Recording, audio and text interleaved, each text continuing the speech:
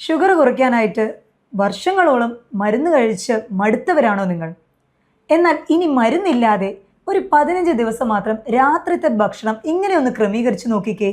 തീർച്ചയായിട്ടും നിങ്ങളുടെ sugar level കുറയ്ക്കാനായിട്ട് സാധിക്കും. ഇത് doctor Jumana Haseen, doctor Jumana's homeo care, Vadakkanchery, Palakkad. പൊതുവേ ഡയബറ്റിക് ആയിട്ടുള്ളവർ ടൈപ്പ് 1, ടൈപ്പ് 2 രണ്ട് തരം ഡയബറ്റീസ് ഉണ്ട്. അപ്പോൾ ഒരു പേഷ്യൻ്റ് ആദ്യം വരുമ്പോൾ തന്നെ നമ്മൾ അവരോട് പ്രത്യേകം എടുക്കാൻ പറയുന്ന ഒരു ടെസ്റ്റാണ് സി പെപ്റ്റൈഡ് എന്ന് പറയുന്നത്. യൂഷ്വലി ഫാസ്റ്റിംഗ് ബ്ലഡ് ഷുഗർ, അതേപോലെ 3 മാസത്തിൻ്റെ ആവറേജ് ആയിട്ടുള്ള HbA1c ഇങ്ങനത്തെ ടെസ്റ്റുകളാണ് പേഷ്യൻസ് എടുത്തു വരാറ്.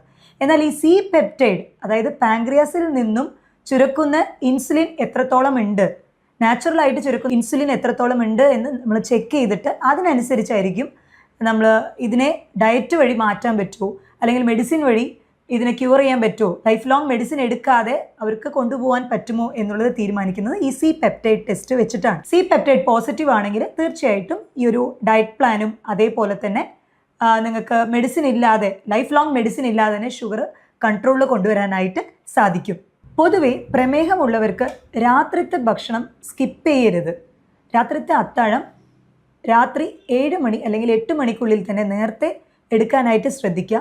അതിൻ്റെ ഒരു കാലറി എന്ന് പറയുന്നത് 300 മുതൽ 350 കിലോ കാലറി, അത്രയ്ക്കും ലൈറ്റ് ആയിട്ടുള്ളൊരു അത്താഴമാണ് ഷുഗർ പേഷ്യൻസ്, പ്രമേഹമുള്ളവർ എടുക്കേണ്ടത്.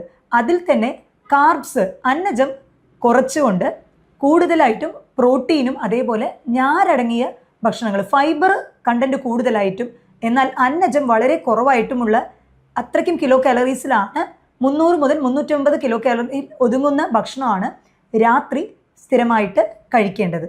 ഷുഗർ കുറയ്ക്കാനായിട്ടെന്ന് പറഞ്ഞ് പലരും കാർബ്സ്, അതായത് അന്നജം കംപ്ലീറ്റ് ആയിട്ട് നിർത്തും. ഒരിക്കലും അങ്ങനെ ചെയ്യരുത്. കാരണം നമ്മുടെ ബ്രെയിനിൻ്റെ ആക്ടിവിറ്റിക്ക് തീർച്ചയായിട്ടും ഈ അന്നജം, നമ്മുടെ ഗ്ലൂക്കോസ് ഉണ്ടായാൽ മാത്രമേ പറ്റുകയുള്ളൂ. എന്നാൽ അതിൻ്റെ ലെവൽ നമ്മൾ കുറയ്ക്കണം. കാർബിൻ്റെ ഇൻടേക്ക് കുറച്ചിട്ട് പ്രോട്ടീൻ്റെ അംശം കുറച്ച് കൂട്ടുക, അതേപോലെ ഫൈബർ അടങ്ങിയ ഭക്ഷണങ്ങളും കൂടെ കൂട്ടുകയാണെങ്കിൽ തീർച്ചയായിട്ടും 15 ദിവസത്തിനുള്ളിൽ നമുക്ക് നമ്മുടെ ഷുഗർ ലെവലിൽ കൺട്രോളിൽ കൊണ്ടുവരാനായിട്ട് സാധിക്കും. അപ്പോൾ അതിന് വേണ്ടിയിട്ട് കംപ്ലീറ്റ് ഷുഗർ ഒഴിവാക്കുക എന്നുള്ളൊരു ഓപ്ഷൻ വിടാം. പക്ഷെ ചായയിൽ നമ്മൾ കൂടുതലായിട്ടും പഞ്ചസാര എടുക്കുന്നുണ്ടെങ്കിൽ അത് ഒഴിവാക്കുക. എന്നാൽ അരി ഭക്ഷണം ഒരു നേരത്തേക്ക് മാത്രമായിട്ട് ആക്കുക, എസ്പെഷ്യലി ഉച്ചയ്ക്ക് മാത്രമായിട്ടാക്കാം. അതും വെളുത്ത അരി പരമാവധി ഒഴിവാക്കാൻ ശ്രദ്ധിക്കാം. തവിട് കളയാത്ത അരി, മട്ടയരി, അത് എടുക്കാനായിട്ട് ശ്രദ്ധിക്കുക. അതിൻ്റെ പോർഷൻ വളരെയധികം കുറയ്ക്കുക. അതായത് ഒരു കപ്പ് എടുക്കുകയാണെങ്കിൽ 1/4 ഭാഗം മാത്രമാണ് നമ്മൾ അരി ഭക്ഷണം എടുക്കേണ്ടത്. ബാക്കി പച്ചക്കറികൾ, ഇലക്കറികൾ, ഇനി അതെല്ലാം നിങ്ങൾക്ക് ചിക്കനോ മട്ടനോ അങ്ങനെ പ്രോട്ടീൻ ആയിട്ടുള്ള ഭക്ഷണം കുറച്ച് കൂടുതൽ കഴിക്കുകയാണെങ്കിലും വലിയ പ്രശ്നം ഉണ്ടാവുകയില്ല. സ്ഥിരമായി പ്രമേഹത്തിന് മരുന്നുകൾ എടുത്തു വരുന്നവർക്ക് വൈറ്റമിൻ B12 കുറവ് കണ്ടുവരാറുണ്ട്. അപ്പോൾ അത് കാരണം കൈകാല് മരവിപ്പ്, തരിപ്പ് ഇങ്ങനത്തെ പ്രശ്നങ്ങളും ഉണ്ടാവാറുണ്ട്. അപ്പോൾ അതുകൊണ്ട് തന്നെ പ്രോട്ടീൻ റിച്ച്, നമ്മൾ ആനിമൽ ഫുഡ് എന്ന് പറയും, അതായത് മത്സ്യങ്ങളായാലും അതേപോലെ ഇറച്ചി വിഭവങ്ങളൊക്കെ കുറച്ചുകൂടി കൂടുതലായിട്ട് കഴിക്കുകയാണെങ്കിൽ തീർച്ചയായിട്ടും വൈറ്റമിൻ B12 ആ ഒരു ഡെഫിഷ്യൻസി, ആ ഒരു കുറവ് നികത്താനായിട്ട് സാധിക്കും. രാത്രിയിലുള്ള ഭക്ഷണം എപ്പോഴും ലഘുവായിട്ട് എടുക്കാനായിട്ട് ശ്രദ്ധിക്കുക. അതൊരിക്കലും സ്കിപ്പ് ചെയ്യരുത്.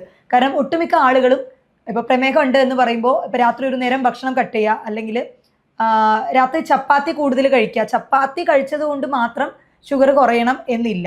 ചപ്പാത്തിയും ശരിക്കും പറഞ്ഞാൽ കാർബ് തന്നെയാണ്. കഴിക്കുമ്പോൾ അതിൻ്റെ ക്വാണ്ടിറ്റി കുറയ്ക്കുക. അപ്പോൾ ചപ്പാത്തി സാധാരണ 3 ചപ്പാത്തി 4 ചപ്പാത്തി എടുക്കുന്നവരാണെങ്കിൽ അത് 1 ചപ്പാത്തി ആക്കിയിട്ട് അത് കുറയ്ക്കുക. അതിൻ്റെ കൂടെ പ്രോട്ടീനോ പിന്നെ ക്യാബേജ് തോരനോ അങ്ങനെയൊക്കെ ആയിട്ട് ഫൈബറൊക്കെ വെച്ചിട്ട് കൂടെ സബ്സ്റ്റിറ്റ്യൂട്ട് ചെയ്യുന്നതായിരിക്കും കുറച്ചുകൂടെ ഉചിതം. എന്തുകൊണ്ടാണ് പ്രമേഹമുള്ള ആളുകൾക്ക് രാത്രിത്തെ ഫുഡ് സ്കിപ്പ് ചെയ്യരുത് എന്ന് പറയുന്നത്? കാരണം രാത്രി നമ്മൾ കിടക്കുന്ന സമയത്ത് ഒരു ലോങ് ടൈം, ഒരുപാട് നേരം നമ്മൾ ഫാസ്റ്റിങ്ങിലോട്ട് പോകുന്നുണ്ട്. ഭക്ഷണം ഒന്നും കഴിക്കാതെ ബ്ലഡിൽ ഗ്ലൂക്കോസ് ലെവല് പറ്റ് കുറഞ്ഞു പോകാനായിട്ട് സാധ്യതകൾ കൂടുതലാണ്. അപ്പോൾ ഈ ഷുഗർ ഉള്ളവരിൽ ഏറ്റവും കൂടുതൽ പേടിക്കേണ്ട ഒരു കാര്യം എന്ന് വെച്ചാൽ ഹൈപ്പോഗ്ലൈസിമിക് എന്നുള്ളതാണ്. കാരണം ഷുഗർ ഉണ്ടെന്ന് പറഞ്ഞ് എല്ലാ ഷുഗർ കണ്ടന്റും അവോയ്ഡ് ചെയ്ത് കഴിയുമ്പോൾ ബ്ലഡിൽ ഗ്ലൂക്കോസ് ലെവല് കുറയും. നമ്മുടെ ബ്രെയിന് ഗ്ലൂക്കോസ് ഇല്ലാണ്ട് പ്രവർത്തിക്കാനായിട്ട് പറ്റില്ല. അപ്പോൾ അങ്ങനെ വരുമ്പോൾ കൈയും കാലും വിറയ്ക്കുക, ഹൃദയമിടിപ്പ് കൂടുക, ഈവൻ സംസാരിക്കാൻ പോലും ബുദ്ധിമുട്ടാവുക, തല കറങ്ങുക, അങ്ങനത്തെ സിവിയർ സ്റ്റേജിലോട്ട് മാറാൻ സാധ്യതയുണ്ട്. ഒരിക്കലും ഒരു ഗ്ലൂക്കോസ് ലെവൽ കൂടി എന്നുള്ളത് കൊണ്ട് പെട്ടെന്നൊരു അഗാധമായിട്ട് ഒരു എഫക്റ്റ് ബോഡിയിൽ ഉണ്ടാവില്ല.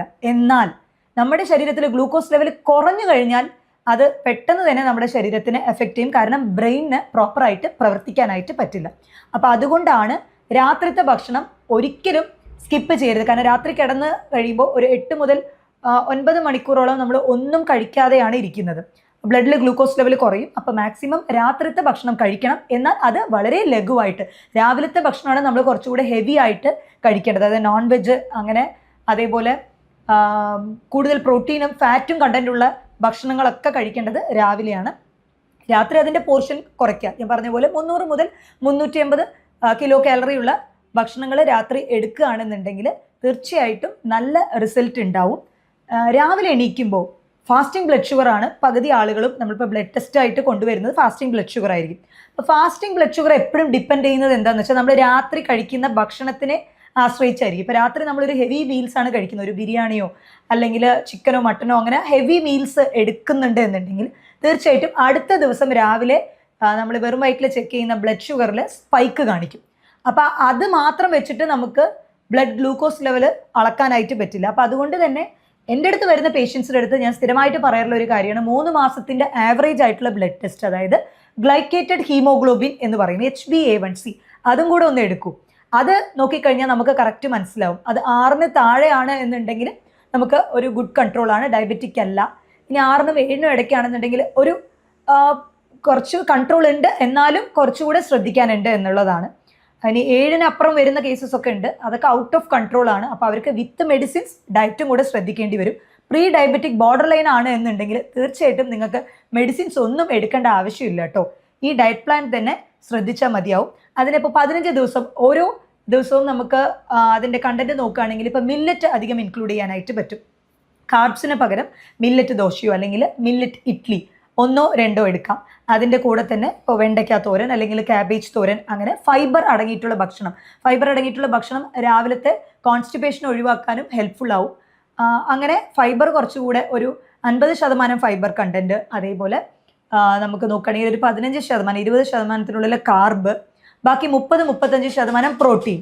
ഈ പ്രോട്ടീൻ എന്ന് പറയുമ്പോൾ നമ്മൾ പയറുവർഗ്ഗങ്ങൾ എടുക്കാം, അതല്ല ചിക്കനോ മട്ടനോ ഒക്കെ എടുക്കാം. പക്ഷേ എടുക്കുന്നതിൻ്റെ ക്വാണ്ടിറ്റി കുറയ്ക്കണം എന്ന് മാത്രം. ചിക്കനിൽ തന്നെ ഓരോന്നിലും, ചിക്കൻ്റെ ഓരോ പാർട്സിലും അതിൻ്റേതായ കാലറീസ് ഡിഫറെൻ്റ് ആണ്. കാരണം ഇപ്പോൾ നമ്മൾ നോക്കിക്കഴിഞ്ഞാൽ ചിക്കൻ്റെ ബ്രസ്റ്റ് നോക്കിക്കഴിയുകയാണെങ്കിൽ അതിൽ പ്രോട്ടീൻ കുറച്ചുകൂടെ കൂടുതലും ഫാറ്റ് കണ്ടൻറ്റ് കുറവുമാണ്. അതേസമയം ചിക്കൻ്റെ കാല്, തൈസിലൊക്കെ നോക്കുകയാണെങ്കിൽ ഫാറ്റ് കണ്ടൻറ്റ് വളരെ കൂടുതലാണ്, അതിൻ്റെ കിലോ കാലറിയും കൂടുതലായിരിക്കും ഇൻടേക്ക്. അപ്പോൾ ഓരോ ബോഡി പാർട്സും അതിനനുസരിച്ച് കിലോ കാലറീസ് ഡിഫറെൻ്റ് ആവും. അതിലുള്ള കൊഴുപ്പ് അടങ്ങിയതനുസരിച്ച് അതിൻ്റെ പ്രോട്ടീൻ ഇൻടേക്കും വ്യത്യാസപ്പെടും. അപ്പോൾ അതനുസരിച്ച് കാൽക്കുലേറ്റ് ചെയ്ത് എടുക്കുകയാണെങ്കിൽ കുറച്ചുകൂടെ എഫക്റ്റീവ് ആയിരിക്കും.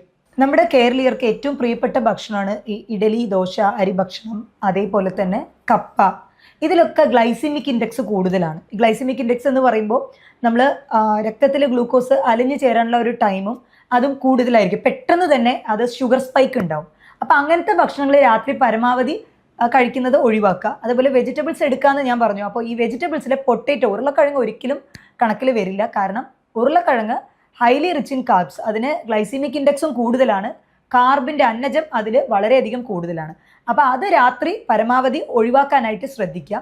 പിന്നെ ചിലർ വിചാരിക്കും ഡോക്ടറെ ഈ ഒരു 15 ദിവസത്തെ ഷെഡ്യൂൾ എന്ന് പറയുന്നത് നമ്മൾ 300 മുതൽ 350 കിലോ കാലറി പറഞ്ഞുവല്ലോ, അതായത് നമ്മൾ ഫാറ്റ് കണ്ടന്റ് കുറച്ചും അതേപോലെ ഫൈബറൊക്കെ കൂട്ടിയിട്ട് കാർബ് അന്നജം കുറച്ചിട്ട്, അപ്പോൾ ഇത് നമ്മൾ കഴിക്കുന്ന ചോറോ അതേപോലെ തന്നെ കപ്പ ഈ ഭക്ഷണത്തിൻ്റെ കൂടെയാണോ കഴിക്കേണ്ടത് അതോ ഇതിന് പകരമാണോ എന്ന് പറഞ്ഞു. ഒരിക്കലും അതിൻ്റെ കൂടെയല്ല, ഇതിന് പകരമായിട്ടാണ് നമ്മൾ കഴിക്കേണ്ടത്. ഇപ്പോൾ ഷുഗർ കുറയ്ക്കണമെന്ന് ആഗ്രഹിക്കുന്നവർ ഈ അന്നജം അല്ലെങ്കിൽ നമ്മൾ ഈ അരി ഭക്ഷണം ഒരു നേരത്തേക്ക് മാത്രമായിട്ട് ഒതുക്കുക. പുട്ട് അങ്ങനത്തെ ആയിട്ട് ഇപ്പോൾ രാവിലെ എടുക്കുന്നുണ്ട് എന്നുണ്ടെങ്കിൽ ഉച്ചയ്ക്ക് അത് എടുക്കരുത്. അപ്പോൾ 1 ടൈം മാത്രം, ഒരു നേരത്തേക്ക് മാത്രം കാർബ്സ് ആയിട്ട് ഒതുക്കുക. അങ്ങനെ ആവുകയാണെങ്കിൽ തീർച്ചയായിട്ടും ഷുഗർ കൺട്രോൾ കൊണ്ടുവരാനായിട്ട് പറ്റും. ലൈഫ് ലോങ് ഈ മെഡിസിൻ എടുത്ത് നിങ്ങൾ അതിൻ്റെ സൈഡ് എഫക്റ്റ് കൊണ്ട് ബുദ്ധിമുട്ടേണ്ട ആവശ്യമില്ല. ഇനി ഇതുപോലെ ഡയറ്റ് പ്ലാൻ കണ്ടിന്യൂ ചെയ്യുമ്പോൾ നിങ്ങൾ ശ്രദ്ധിക്കേണ്ടത് നിങ്ങളുടെ ഷുഗർ ലെവൽ അളക്കുക എന്നുള്ളതാണ്. നമ്മൾ ഹൈപ്പോഗ്ലൈസിമിക് എന്നുള്ള കണ്ടീഷൻ പറഞ്ഞല്ലോ, ഷുഗർ ലെവൽ പെട്ടെന്ന് കുറഞ്ഞു പോകാൻ സാധ്യതയുണ്ട്. അതുകൊണ്ട് തന്നെ നിങ്ങൾ ഫാസ്റ്റിംഗ് ബ്ലഡ് ഷുഗർ ഇടയ്ക്കിടയ്ക്ക് ചെക്ക് ചെയ്യണം. അതേപോലെ തന്നെ ആഹാരത്തിന് ശേഷമുള്ള ഷുഗർ ലെവൽ ആഴ്ചയിൽ 2-3 തവണ അതും ചെക്ക് ചെയ്യുന്നത് നല്ലതായിരിക്കും. കാരണം ഷുഗർ ലെവൽ ഒരിക്കലും താഴെ പോകാൻ പാടില്ല. ഇൻ കേസ് നിങ്ങൾക്ക് അങ്ങനത്തെ ലക്ഷണങ്ങളുണ്ട്, തലകറക്കം, ഭയങ്കര ക്ഷീണം അനുഭവപ്പെടുക, സംസാരിക്കാൻ തന്നെ നാവ് കുഴയുക, ഇങ്ങനത്തെ ബുദ്ധിമുട്ടുകൾ ഉണ്ട് എന്നുണ്ടെങ്കിൽ പെട്ടെന്ന് തന്നെ ഒരു വീറ്റ് ബിസ്ക്കറ്റോ അങ്ങനെ ജ്യൂസോ അങ്ങനെ ചെറിയ ലെവലിൽ ഷുഗർ സ്പൈക്കിന് വേണ്ടി കുടിച്ചു കഴിഞ്ഞാൽ അതിനെ പെട്ടെന്ന് റിവേഴ്സ് ചെയ്യാനായിട്ട് പറ്റും. ഈ ഹൈപ്പോഗ്ലൈസിമിക്ക് അപ്പോഴത്തേക്ക് മാറ്റാനായിട്ട് പറ്റും. മറ്റൊരു ഹെൽത്ത് ടോപ്പിക്കുമായിട്ട് വീണ്ടും കാണാം. ഇത് doctor Jumana Haseen, doctor Jumana homeo care, Palakkad Vadakkanchery.